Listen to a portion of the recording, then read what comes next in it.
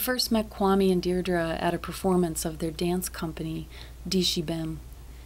And I was struck not only by the expertise and the sheer power of their dance, but by the passion of their performances. I mean, these were two people who were born to dance. I started DishiBem.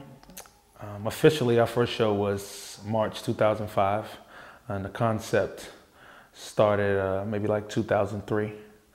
And what I wanted to do was merge traditional West African styles, well, to bring it into a contemporary setting so that it could reach a broader base, so that it can be appealing to those, especially young African American youth that normally wouldn't be interested in what is actually their own culture. So I try to make it so that it's easier on the palate of so many young people, urban young people especially, that are not aren't privy to cultural things at all. That was one of the initial concepts. Aesthetically was to bring modern and contemporary moves and merge them seamlessly with traditional. Deidre Dawkins was the first dancer that I ever saw to make me cry, to evoke emotion on a level that extreme. So she has opened a whole new universe for me as far as expression through movement and the possibilities. She's been my muse. She has been the person that has let me see what I have in my mind come to fruition. As an artist, she has taken me to places that I don't know if I would have gone without her. Our partnership has been nothing short of divine as far as I'm concerned, because I feel like I can create anything. I always say she's your favorite dancer's favorite dancer, because wherever we go, no matter what circle I'm in, if I'm with her or I'm not with her, they know her. They know her, they know of her, and they know her to be a true craftsman. I started dancing when I was 3 officially. I was an extremely quiet child. I never had anything to say. And my mother, had the foresight to put me into some sort of artistic something so I'd have an outlet. So dance became that outlet. I was always the youngest one in the class. I would just be the little kid. I remember vividly doing this story about slavery or something, and it was the scene that I had was that I was being taken away. The slave master was taking my mom away from me or something, and I had to scream, and I remember being so afraid to open my mouth. I just remember it so vividly at 3 years old, being afraid to scream because sound, I never spoke. I never had anything to say.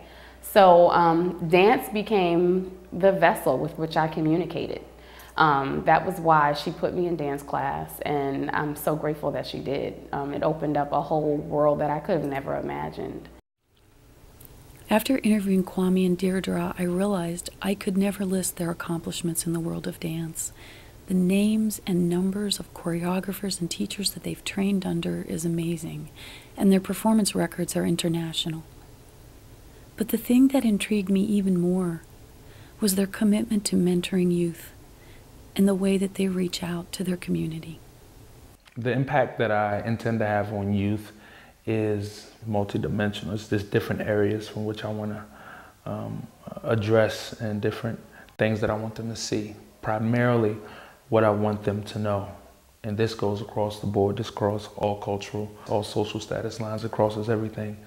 The ability of the arts to awaken something in you and to be an outlet and a voice for people for youth who feel they may not ordinarily have one.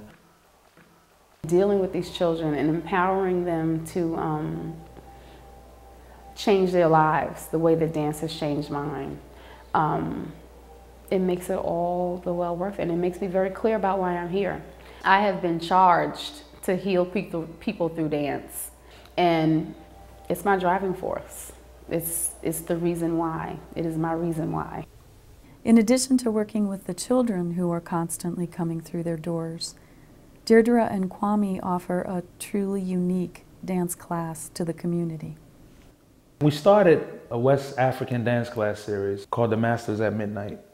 and we bring in masters, people that have taught us, people that we look up to from all over the country to come to the Maryland, D.C. area to do a class at midnight.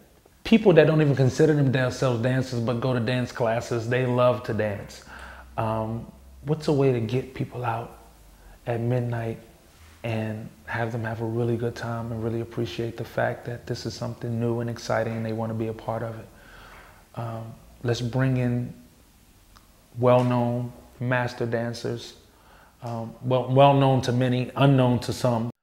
We had no idea it was going to have the kind of response that it had. It's an overwhelming joy for us to be able to facilitate something like that because we're hiring our teachers. We're hiring people that we've looked up to for 20 years. That's huge.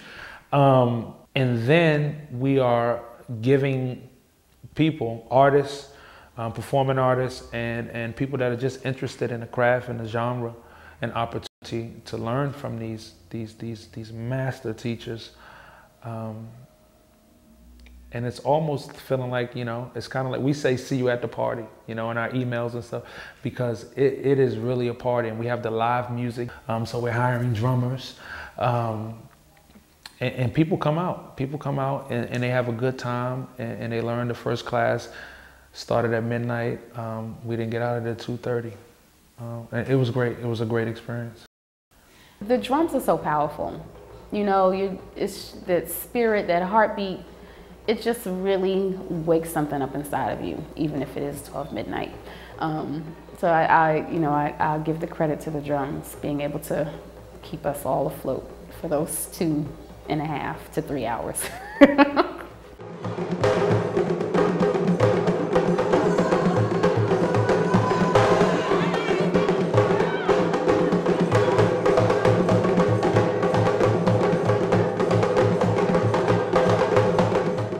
We know, because of our spiritual grounding, we know that everything that we do is a gift, and it passes through us, and we have an obligation to serve. Artists, we serve the community. Dancing is like going to church. You create an environment for yourself, and the respect that you have for the art is just, it's paying homage directly to God.